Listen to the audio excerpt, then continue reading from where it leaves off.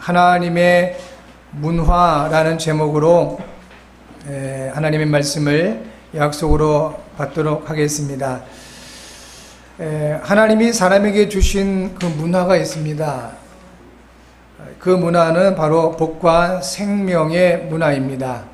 문화의 그 원리 또 그 안에 담겨져 있는 그 뜻은 사람과 사람, 이 두 사람 이상이 모여서 살아가면서 만들어진 생활 양식을 문화라고 말하고 있습니다.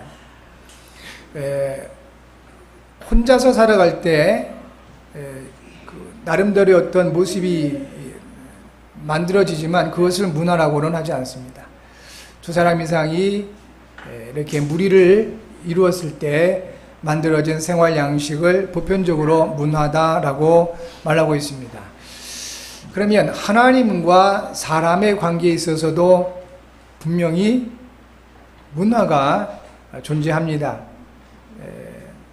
역사하신 하나님이시고요. 또 우리가 살아있다면 하나님과 사람과의 관계에 문화가 만들어지게 되어 있습니다. 그 문화는 바로 복과 생명이다 라고 말씀을 하고 있습니다. 눈에 보이지 않는 악한 영 마귀는 사람에게 이 재앙과 사망의 문화를 심었습니다. 하나님이 사람을 만드시면서 하나님의 형상으로 지으시고 처음부터 복을 주셨습니다. 그리고 중요하게 말씀을 하시기를 생육하고 번성하여 땅에 충만하라, 땅을 정복하라 했습니다.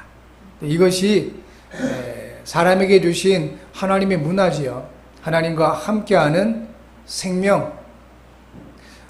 우리가 부족하고 연약하고 또는 많은 실수가 있다 할지라도 하나님과 함께하는 사람들은 생명을 가지고 있는 사람들입니다. 하나님께서 우리를 훌륭한 인격을 갖춘 또는 아주 실력과 능력 갖춘 사람 되길 원하지 아니하시고 하나님이 원하시는 우리의 모습은 생명 가운데 있기를 원하시는 겁니다. 생명을 가지고 생명을 누리는 사람 되기를 원하시는 겁니다. 그 방법은 단 한 가지입니다. 하나님을 만나서 하나님과 함께하는 것이지요. 그럴 때 사람에게는 복이 주어지게 되고 그 복을 누릴 때 비로소 우리는 행복할 수가 있는 것입니다. 우리는 육신을 가지고 이 세상을 불신자들과 더불어 살아가고 있습니다. 그러다 보니 이 세상에 임금 노릇하고 있는 마귀의 영향에서 자유로울 수가 없습니다. 그래서 더욱 우리가 복음으로 깊이 각인되어지고 뿌리 내려지고 그리고 체질되어야만 되겠죠. 이 마귀가 사람에게 재앙과 사망의 문화를 심어버린 것입니다. 이것이 창세기 3장 문제입니다. 혹은 원죄, 영적 문제라고 얘기를 하지요. 세상의 이론과 철학과 지식으로는 발견할 수도 없고 이해할 수도 없는 부분이 바로 이 부분입니다. 그래서 하나님은 교회를 세우시고 이 교회에 이 답을 주신 겁니다. 그 외의 모든 문제들은 나름대로 세상에서도 답을 찾을 수가 있습니다. 그래서 나름대로 철학자들, 지식인들 또는 엘리트들 여러 가지 그런 사람들을 통해서 사람들에게 나타나는 문제들을 이렇게 해결하고 그들에게 답을 주고 있죠. 그런데 단 한 가지, 이 마귀에 의해서 주어진 영적 문제, 이 원죄에 대한 답은 세상에서 줄 수가 없습니다. 하나님만이 주실 수가 있는데 그 하나님이 이 답을 교회에 주신 것입니다. 그런 의미에서 교회가 소중한 것이고요. 그 위에 다른 어떤 의미도 교회가 소중하지 않습니다. 일반 단체들과 비슷할 수가 있어요. 오히려 못할 수도 있습니다. 그런데 우리가 왜 교회를 소중히 여기고 구원받은 성도들을 그렇게 존귀하게 여겨야 되냐면 하나님은 그 무엇으로도 그 어떤 것으로도 해결할 수 없는 영적 문제에 대한 답을 교회에, 다시 말하면 구원받은 성도들에게 주셨기 때문에 교회가 소중하고 성도들을 존귀히 여기는 것입니다. 이 마귀가 심어놓은 재앙과 사망의 문화가 어떤 모습으로 나타납니까? 가장 먼저 나 중심이 되어버려요. 그 문화에 깊이 들어가면 들어갈수록 나 중심이 됩니다. 선진국들을 여러분이 아실 겁니다. 여러 경제적으로 부유하고 또 힘도 있고 문명도 발달되어 있고 이런 나라들을 보통 이제 선진국이라 하는데, 이 선진국들의 사람들에게 나타나는 가장 중요한 특징 중에 하나가 이겁니다. 극히 개인주의입니다. 딱 나 중심이에요. 이게 바로 복음 없는 성공자의 모습이고, 이것이 하나님 떠난 세상의 것들을 많이 가지고 있는 사람들의 모습이기도 하는 것입니다. 이것을 성경에서는 영적 문제다라고 얘기하는 겁니다. 개인 중심. 그러다 보니까 물질 중심이 될 수밖에 없죠. 나는 보는 것 외에는 믿을 수가 없어. 이렇게 되는 겁니다. 물질 중심이 될 수밖에. 그러다 보니까 사람조차도 물질로 보고 있게 되는 겁니다. 철저하게 인격이든 뭐든 전혀 상관없이 내게 해를 주는 사람들은 전부 가차없이 처단하고 없애버려야 할 대상, 단순히 물질로만 볼 수밖에 없는 것입니다. 그러니까 결국은 성공 중심으로 갈 수밖에 없는 거죠. 과정도 필요 없고 그 동기도 중요하지 않고 오직 결과, 성공만 하면 돼, 이렇게 되는 거죠. 그러니 세상이 날로 어렵고 힘들 수밖에 없는 것입니다. 이것이 바로 창세기 3장 문제요, 창세기 6장에 나타나는 네피림의 문제요, 창세기 11장에 기록되어 있는 바벨탑 사건이기도 한 것입니다.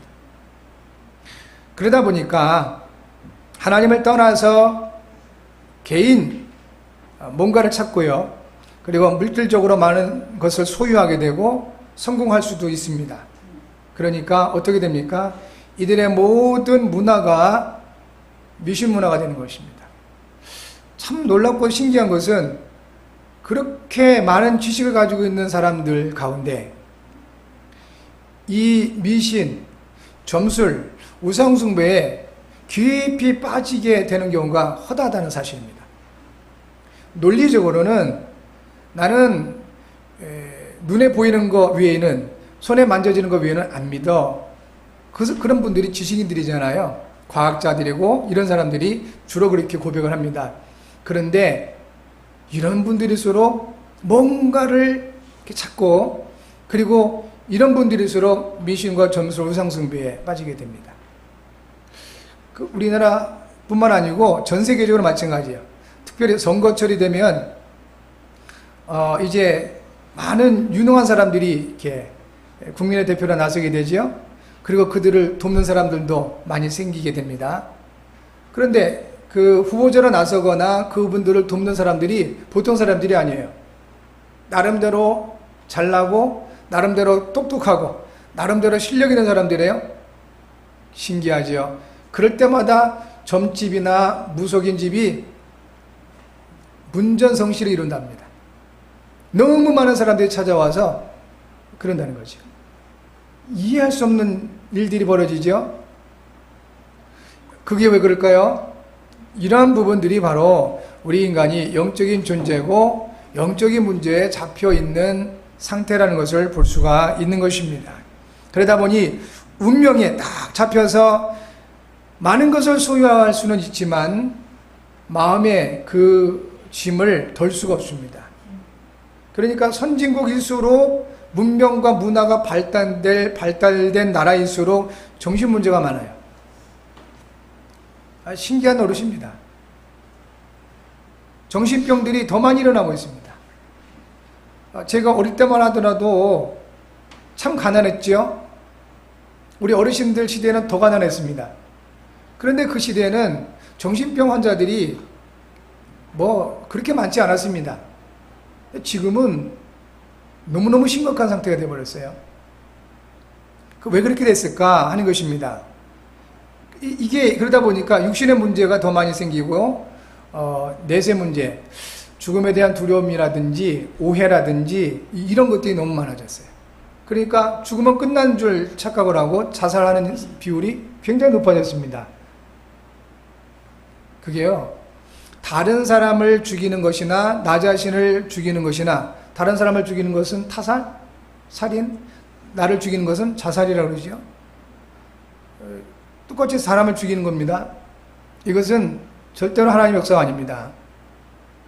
사단의 역사입니다. 영적인 부분에서 오는 문제라 이것입니다. 자살한 사람이 너무 기뻐서 자살하는 경우 보셨습니까? 나는 너무 기쁘고 너무 즐거워서 죽어야 되겠다, 그런 법이 없습니다. 굉장한 고민과 고통과 번민 그리고 어려움 가운데 있다가 결국은 그렇게 극단적인 선택을 하게 되죠. 다른 사람을 이렇게 죽일 때 살인자들이 여러 가지로 이렇게 너무 평안하고 너무 좋아서 사람 죽이는 법이 없습니다. 뭔가에 사로잡혔기 때문에 그렇게 될 수밖에 없는 것이죠. 이 부분들을 우리는 하나님 말씀을 통해서 영적으로 볼 수 있어야 되겠다는 것입니다. 이 문제들이 우리 후대까지 가게 되는 거죠. 이것이 마귀가 세상에 심어놓은 재앙과 사망의 문화다 하는 것입니다. 우리 하나님께서 이러한 문화 속에, 흑암 문화 속에, 재앙과 사망의 문화 속에 빠져서 멸망할 수밖에 없었던 우리 인류를 구원하시기 위하여 이 땅에 직접 오시기로 약속을 하셨습니다. 그리고 그 약속을 이루셨습니다. 그분이 바로 그리스도 예수십니다. 오늘도 우리 하나님은 지금도 우리에게 약속을 주십니다. 말씀을 통해서 약속 주십니다. 그리고 그 약속의 말씀은 반드시 이루십니다. 저와 여러분들이 예배하면서 여러 가지로 중요한 부분들이 있는데, 가장 중요한 부분이 뭐냐면 바로 성취될 하나님의 말씀을 받는 것입니다. 여러분 모두에게 성취될 하나님의 말씀이 임하시는 축복이 있기 바랍니다. 그 하나님의 말씀이 육신이 되어 오신 분이 바로 그리스도시고, 그분의 이름이 예수님이신데, 우리 예수님께서 십자가를 통해서 새로운 문화를 우리에게 주신 것입니다. 새로운 문화. 고린도후서 5장 17절에서 이렇게 말씀합니다. 그런즉 누구든지 그리스도 안에 있으면 새로운 피조물이라. 이전 것은 지나갔으니 보라 새 것이 되었도다 하셨습니다. 새로운 문화를, 새로운 그리스도 안에 있으면 누구든지 새로운 피조물이 된 것입니다. 다시 말하면 마귀가 심어놓은 사망과 재앙의 문화에서 벗어나서 새로운 존재로, 새로운 문화로 들어가게 된다는 것이죠. 이것이 오늘 우리에게 주시는 하나님의 문화인 것입니다. 이 하나님의 문화가 저 여러분의 삶에 일평생 이루어지고 또 전달되어지고 또 번성해지는 그러한 증거가 있길 바랍니다. 우리 하나님께서는 지금도 성령으로 말미암아 우리와 함께 하시면서 그리스도의 일을 이루어가고 계십니다. 예수님이 하신 그 일 한 가지가 있다면 그리스도의 일을 이루셨죠. 여러분, 예수님이 이 땅에 오시기 이전에 미션이라는 걸 가졌어요. 미션은 사명이란 말과 같은 말이죠. 그 미션은 뭡니까? 내가 원하든 원하지 않든, 내 상태가 좋든 좋지 않든 반드시 이루어져야 할 일을 말합니다. 그러니까 예수님께서 가지신 미션은 뭐냐면, 사명은 뭐냐면 그리스도의 일입니다. 근데 이 그리스도의 일을 이루는 게 이게 그렇게 좋고 편안하고 즐거운 게 아니었던 것입니다. 그래서 예수님께서 겟세마네 동산에서 이렇게 기도하시죠. 아버지여, 할 수 있거든 이 잔을 내게서 옮겨 주옵소서. 그러나 내 뜻대로 마옵시고 아버지의 뜻대로 되기를 원하나이다. 예, 그 기도를 얼마나 막 마음을 다해서 했든지 떨어지는 땀방울이 핏방울처럼 됐더라 하셨습니다. 여러분, 뭔가를 위해서 그 땀이 날 정도로 기도해 본 적 있으십니까? 불신자들 세상 살아가면서 어떻게 사시는지 아시죠?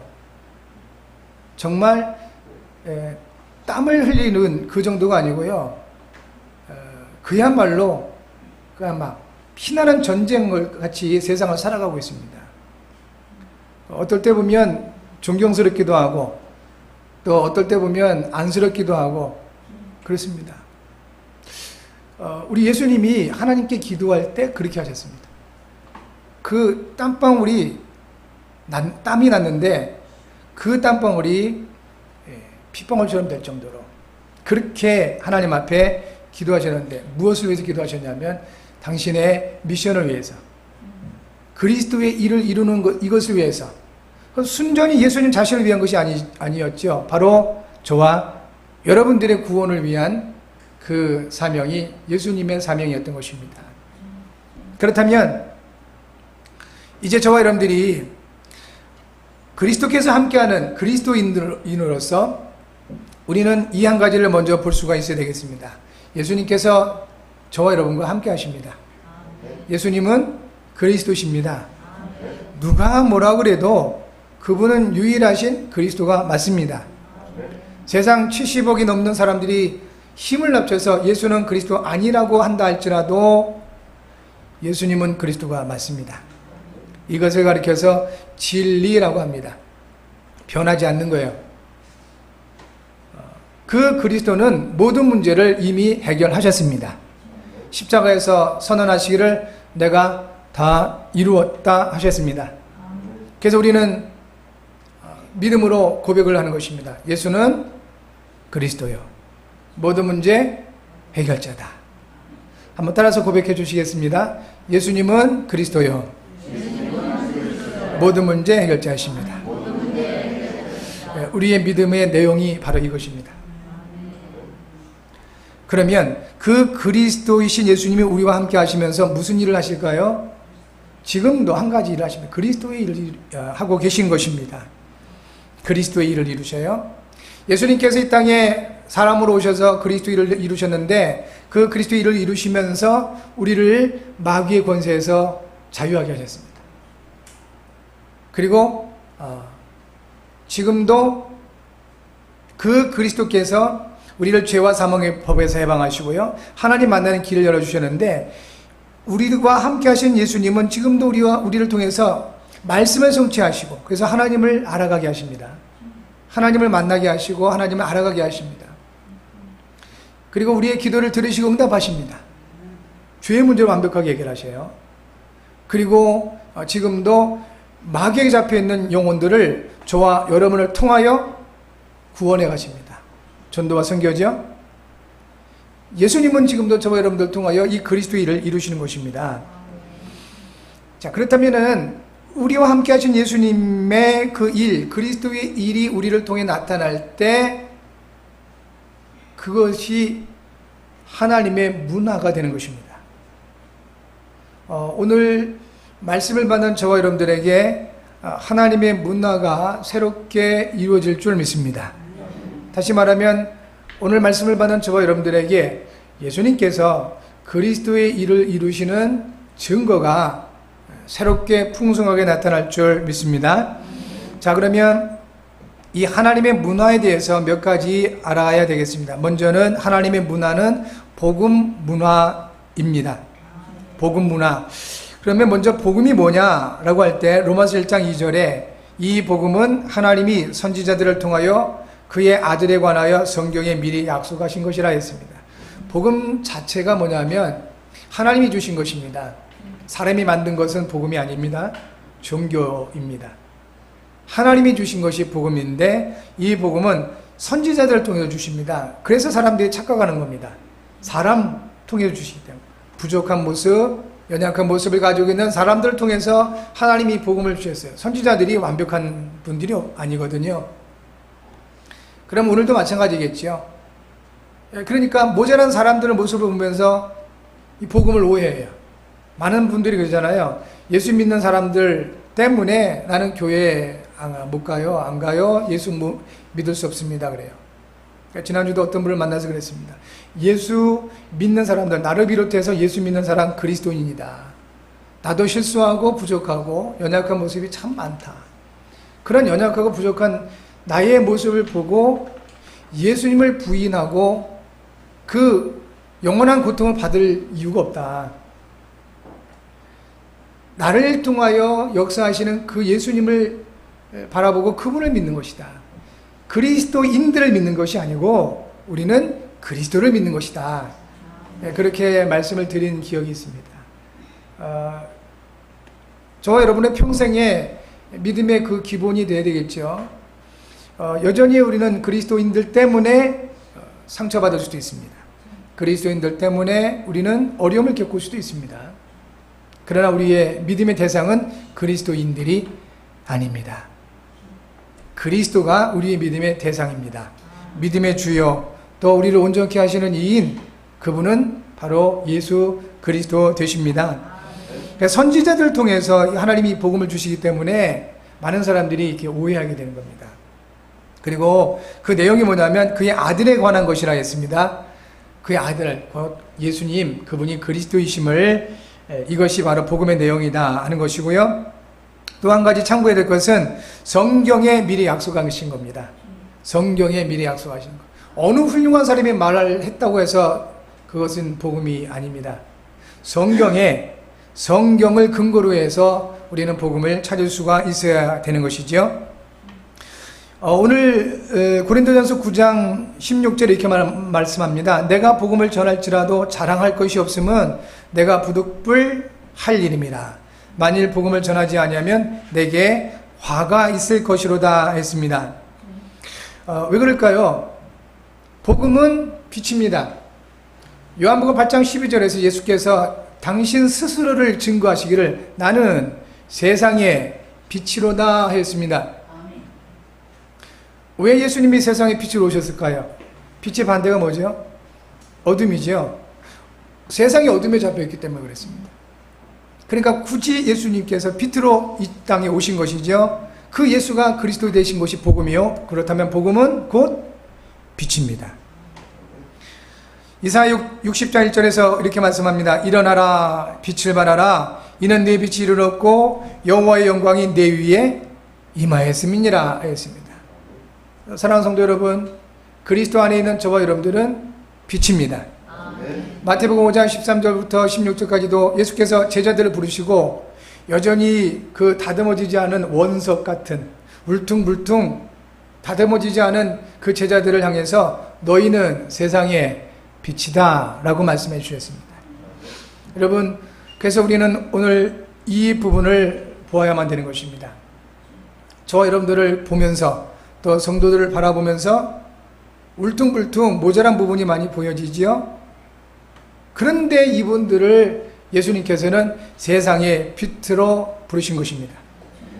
여러분 한 분 한 분들을 세상의 빛으로 부르셨습니다. 놓치지도 마시고 잊지도 마시고 착각하지도 않아야 되겠습니다. 여러분은 세상의 빛이십니다. 그러니까 사람의 모습을 보면서 나 자신의 모습을 보면서 스스로 판단하거나 다시 말하면 실망하거나 아니면 교만할 필요가 없다는 것입니다. 나를 부르신 예수님, 그분이 저와 여러분들을 세상의 빛으로 부르셨습니다. 너희는 세상의 빛으로다.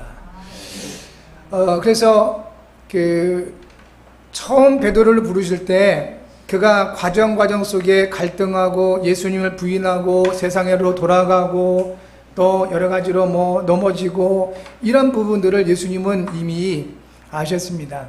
아시고 그 베드로의 마지막 모습, 십자가에 달려서 순교를 당했는데 베드로가 그런 고백을 했다 그러죠. 내가 감히 예수님과 같은 모습으로 죽을 수 없다. 나를 거꾸로 달아달라 라고 그렇게 고백을 했다고 하죠. 그래서 베드로는 거꾸로 십자가에 거꾸로 달려서 이렇게 순교당했다는 그 기록이 있습니다. 그렇다면 그와 같은 베드로의 결론을 마지막을 보시고 예수님 부르셨다는 겁니다. 오늘 저와 여러분들의 모습이 부족하고 연약하고 모자란다 할지라도 그 모습 보지 마시고 우리를 하나님의 자녀요 가정과 가문의 복음화의 주역이요 믿음의 조상이요 한 시대에 전도자로 세우신 하나님의 결론을 바라보시고 승리하시는 여러분 되시기 바랍니다. 글을 찾아보다 보니까 그 요한 볼프강 괴테라는 분의 글이 하나 눈에 띄었습니다. 이분이 이런 말을 했더라고요. 인간을 현재의 모습으로 판단한다면 그는 더 나빠질 것이다. 하지만 그를 미래의 가능한 모습으로 바라본다면 그는 정말로 그런 사람이 될 것이다 했습니다. 이분이 복음을 가지고 있는 사람인지는 잘 모르겠어요. 그러나 참 성경적이고 복음적입니다. 지금의 무너진 모습을 보고 판단한다면 그는 점점 더 나빠질 것입니다. 왜 어른들 복음 없이 예전에 그냥 함부로 욕을 하고 있잖아요. 삭수가 노란 자식이니 어쩌니 이러면서. 참 옛날 분들 참 욕을 무시무시하게 했어요. 이 옌병할 이러면서 이런 거 정말 무시무시한 말들이거든요. 복음을 모르고 누리지 못하니까 그럴 수밖에 없었겠죠. 근데 그러니까 지금의 부족한 모습을 보고 넌 이게 부족해 계속 그러면 그 사람은 더 나빠질 수밖에 없는데 그 사람의 미래의 모습을 바라보면서 우리가 그 부분을 말해주고 그 부분을 격려해주고 한다면 그 사람은 정말 그렇게 될 것이다. 이건 일반적인 법칙입니다. 바라봄의 법칙이라고 그러죠. 그래서 우리 여자분들 잉태했을 때 아들 나면 멋있는 그림을 갖다 붙여놓는다잖아요. 바라봄의 법칙입니다. 그러니까 놓치지 마시고요. 여러분 이 복음 문화를 여러분의 문화로 만들어 가시는 증거 있기 바랍니다. 여러분은 빛입니다. 여러분의 인생의 결론은 그리스도께서 함께하는 세계복음하여 천국의 영광입니다. 두 번째, 하나님이 주신 문화는 바로 복음에 의한 긍정 문화입니다. 긍정 문화. 그러니까 일반적인 그냥 긍정, 이 불신자들 가운데 많이 있습니다. 그리고 할 수 있다, 뭐 신념 많이 강조하고 자기 개발을 힘쓰는 사람들 가운데는 이게 아주 중요하게 나타나죠. 그런데 그냥 긍정 문화가 아니고 복음에 의한 긍정 문화인 것이죠. 구원받은 사람은 내 안에서 일어나는 의미와 가치를 발견하고 스스로 복음을 누리고 전하게 됩니다. 지금도 가장 큰 문제가 있다면 많은 분들이 재미를 찾아요. 물론 재미있어야 되겠죠. 즐거워야 되겠죠.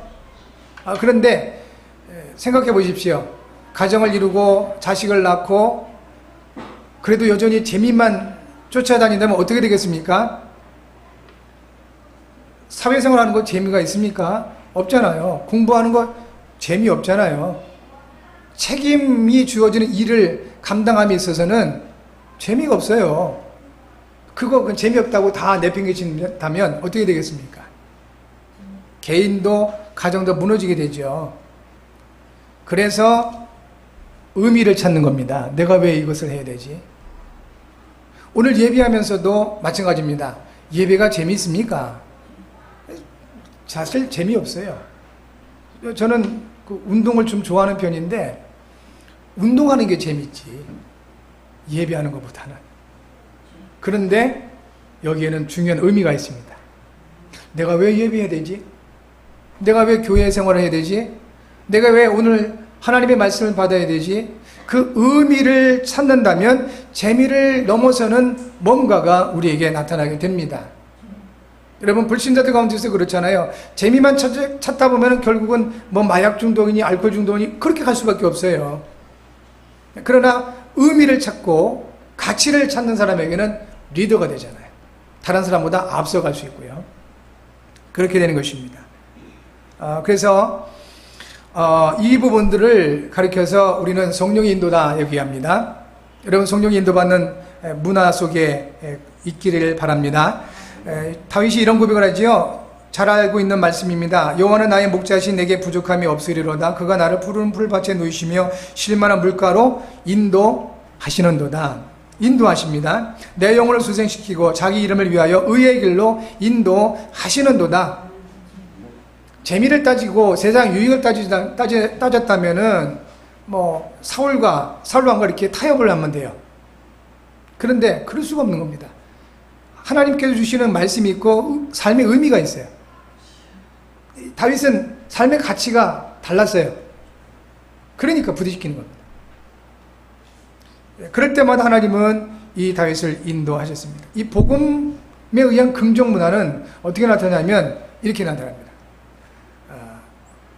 나는 괜찮아. 영어로는 오케이. 나 괜찮아. 그리고 너도 괜찮아. 우리 모두 괜찮아. 이게 복음에 의한 긍정 문화예요. 근데 불신자들 가운데 아주 긍정적인 사람들도 있죠. 이런 사람들은 나 괜찮아. 근데 너는 안 돼. 거의 이렇게 돼요. 율법이에요. 너무 그 부정적이고 불신앙인 사람은 나도 안 되고 너도 안 되고 우리 모두 안 돼. 이렇게 돼버리죠. 그러면 이 사람은 아주 사회 문제가 될 수 있지요. 복음에 의한 긍정, 바로 저와 여러분들의 사상이 되시기 바라고, 복음에 의한 긍정이 저와 여러분들의 삶이 되어지기 바랍니다. 나도 괜찮고 너도 괜찮고 우리 모두 괜찮아. 이유가 있어야 될 거 아닙니까? 왜 괜찮아요? 그리스도 안에 있으니까. 우리는 그리스도 안에 있으니까. 나도 그리스도 안에 있고 당신도 그리스도 안에 있고 우리 모두가 그리스도 안에 있기 때문에 우리 모두는 오케이, 괜찮다. 이것이 믿음이 되어주시기 바라고 삶이 되어주시기 바랍니다. 이것이 하나님이 우리에게 주시는 문화예요. 성경이 이렇게 말씀합니다. 내가 자의로, 내 자의로 이것을 행하면 상을 얻으려니와 이랬어요. 자의로 한다. 억지로 하는 것이 아니고, 바울이 억지로 복음을 전하는 것이 아니고요, 자의로 스스로 나타나는 그 힘을 가지고 이 복음을 전했다 하는 것입니다. 이게 중요하죠. 아무리 좋은 일도 억지로 한다면 병이 되고요, 부담이 되고 힘들죠. 그러나 내 안에서 의미를 찾고 가치를 찾아서 하게 되면 오히려 그게 남이 볼 때는 참 힘들겠다 하는데 우리에게는 기쁨이 될 수가 있습니다. 한여름에 보니까 젊은 애기 엄마인데 애기가 상당히 크더라고요. 그 뜨거운 날씨에 애기를 안고 보따리를 들고 가는데 힘들겠다 싶더라고요. 근데 애기 엄마는 뭐가 좋은지 애기 얼굴에다 그냥 뽀뽀를 해대면서 이렇게 가더라고요. 왜 그럴까요? 그 아기가 너무 사랑스러운 거라. 자기 자식이에요. 그러니까 옆에서 볼 때는 힘들겠다, 이 뜨거운 날씨에. 근데 본인은 그렇지 않은 거예요. 그게 자의입니다. 남의 자식을 이렇게 보라고 해보세요. 남의 자식을 그 뜨거운 날 업고 가라고 그러면, 혼자 걸어가는데 더운데 아이를 안고 가면 얼마나 덥겠어요. 근데 내 자식, 내 안에서 그 아이를 향한 그 사랑이 물밀듯 일어나는 그 가운데서는 고통이 아니고 기쁨이 되더라 하는 것입니다. 여러분, 그리스도께서 여러분과 함께 하십니다.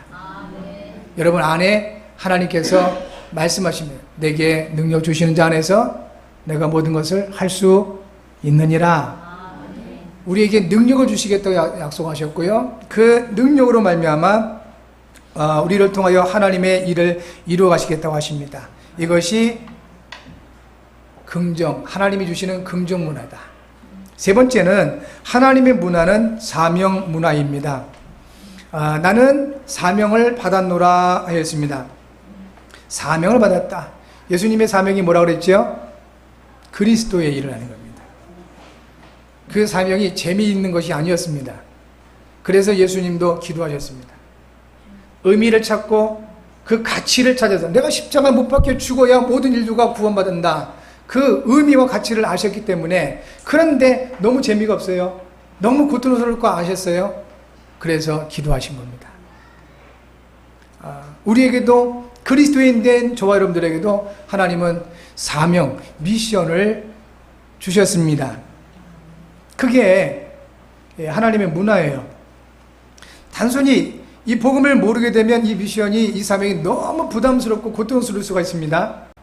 그런데 이거 의미와 가치를 알게 되면 이것만큼 소중한 게 없어요. 하나님은 여러분을 통해 이루실 일이 있습니다. 사명이 있습니다. 그래서 하나님은 여러분들을 온 천하보다도 소중하고 귀하게 보시고 있는 것입니다. 바울의 고백입니다. 사도행 20장 24절에 내가 달려갈 길과 주 예수께 받은 사명 곧 하나님의 은혜의 복음을 증언하는 일을 마치려 하면은 나의 생명조차 조금 더 귀한 것으로 여기지 아니하노라 했습니다. 주 예수께 받은 사명이 있다. 그것은 하나님의 은혜의 복음을 증언하는 이것이다. 그러니까 옆에서 볼 때는 바울이 굉장히 고난받고 어렵고 핍박받고 힘들고 그렇게 보였는데, 그런데요, 바울 자신은 그게 아니에요. 오히려 빌립보서에 기록되어 있습니다. 감옥에 들어가 있으면서도 그 감옥 밖에 있는 제자들에게 주 안에서 기뻐하라. 내가 다시 말하노니 기뻐하라. 이렇게 말합니다. 오히려 거꾸로 해야 되잖아요. 밖에서 자유롭게 돌아다니는 사람들이 감옥에 갇힌 이 바울을 향해서 주께서 함께 하십니다. 선생님 기뻐하십시오. 믿음으로 승리하세요. 이래야 될 거 아닙니까? 거꾸로 됐어요. 왜 그럴까요? 어디에 있든지 상관없었던 겁니다. 삶의 우선순위가 바울에게는 분명히 나와 있었던 것이다 하는 겁니다. 사명, 영어로는 미션. 여러분 오늘 말씀을 받으면서 하나님이 주시는 미션이 찾아지는 은혜가 있기 바랍니다. 여러분 우리가 이 복음 문화 같은 경우는 빛이라고 그랬기 때문에 이것을 영적 등대다 표현할 수가 있습니다. 영적 등대의 그 사명이 뭘까요? 어둠에 빛을 발하는 겁니다. 다른 거 없습니다. 뭐 열심히 할 것도 없고 노력할 것도 없어요. 빛을 발하는 것이 등대의 사명이에요. 맞지요? 그런데 빛 대신 그리스도께서 여러분과 함께 하시기 때문에 매일 고백만 하면 되십니다. 예수는 그리스도시요 모든 문제 해결자시다. 여긴 지하실이기 때문에 낮에도 들어오면 어둡습니다. 그런데 이 어둠을 물리칠 간단한 방법이 있어요. 스위치만 올리면 돼요. 왜냐하면 다 연결되어 있습니다. 스위치만 올리면 됩니다. 저와 여러분들에게 모든 것을 다 하나님이 준비하셨습니다. 영적 스위치만 올리시면 됩니다. 예수는 그리스도 모든 문제 해결자. 믿음의 고백만 하시면 된다 이것입니다. 영적 등대. 그때 빛이 쫙 발해지고 여러분의 현장에 어둠이 물러가게 될 것입니다. 하나님의 긍정 문화, 이것은 바로 이제 우리가 그 인도받을 아주 중요한 부분인데, 성령의 그 인도를 우리가 받는 것이죠. 우리 안에서 역사하신다고 했습니다. 영적 엔진과 같아요. 비행기가 이렇게 이륙을 할 때 엔진이 없다면 어떻게 날겠습니까? 그 어마어마한 철덩어리를 그 엔진이 쫙 올리게 됩니다. 그것처럼 나는 부족하고 연약하지만 우리 안에 계신 그리스도께서 영적 엔진이 돼서 우리를 높게 날아 올라갈 수 있도록 하신다는 것입니다. 여러분, 우리의 힘이 아닙니다. 내게 능력 주시는 자, 그분께서 역사하십니다. 영적 엔진, 긍정 문화. 오늘부터 일부러 말씀하세요. I'm okay, you are okay, everybody okay. 나 괜찮아, 당신도 괜찮아, 우리 모두 괜찮아. 일부러 그렇게 고백할 수 있는 복음 긍정이 있기 바랍니다. 영적 엔진이요. 그러면 마지막 하나님의 문화는 뭘까요? 이 사명 문화, 이것은 영적인 나침판입니다. 나침판은 N극과 S극이 있습니다. N극은 늘 뒤집어 놔도 그렇고 저렇게 놔도 그렇고 늘 북쪽을 향하게 되어 있습니다. 그리스도 안에 있는 저와 여러분들은 언제나 우리의 이 방향이 하나님의 영광에 이렇게 하나님의 영광을 향하게 되어 있다는 것입니다. 너희가 먹든지 마시든지 무슨 일을 하든지 다 하나님의 영광을 위하여 하라 하였습니다. 억지로가 아니고 성령께서 우리와 함께 하시기에 그렇게 만들어 가시게 될 것입니다. 한 주간도 여러분 하나님의 문화가 우리의 삶에 그대로 나타나게 될 줄 믿습니다. 우리와 함께 하신 예수님은 그리스도시고요. 그 그리스도의 일을 우리를 통해 나타내실 때 그것이 하나님의 문화가 된다 하시는 사실을 놓치지 마시고, 임마누엘 늘 놓치지 마시고요. 하나님의 그 문화를 묵상하시면서 즐기시기를 바랍니다. 이 복음을 전하는 데 있어서 세 가지 중요한 원리가 있는데요. 하나는 즐기는 겁니다. 즐기는 거예요. 영어로는 enjoying 그러죠. 우리가 즐겨야 됩니다. 복음을 즐기셔야 됩니다. 두 번째 그 복음을 전하는 방법, 원리는 바로 선포하는 겁니다. 프리칭이라고 그렇게 얘기하는데요. 선포하는, 듣든지 안 듣든지 상관없습니다. 그냥 얘기하는 겁니다. 이렇게. 그럼 하나님이 들을 자들을 붙여주시기도 하고 하죠. 세 번째 원리가 뭐냐면 가르치는 겁니다. 티칭이라고 그러죠. 복음을 전하는 원리 세 가지입니다. 가르치는 사람은 원하는 사람들에게 이렇게 분명 하나님이 붙여주시거든요. 그래서 저와 여러분들이 먼저 복음을 즐기시고 복음을 선포하시고 그리고 복음을 배우시고 또 가르치시는 이와 같은 은혜가 있어서 한 주간 말씀 가운데 승리하시는 여러분 모두가 되실 줄 믿습니다. 주간 기도 제목 같이 한번 읽으시면서 기도하는 시간 같습니다. 하나님 아버지, 그리스도 안에서 복과 생명의 문화를 주심을 감사합니다. 하나님이 주신 문화로 흑암 문화 속에 잡혀있는 영혼들을 살리게 하소서.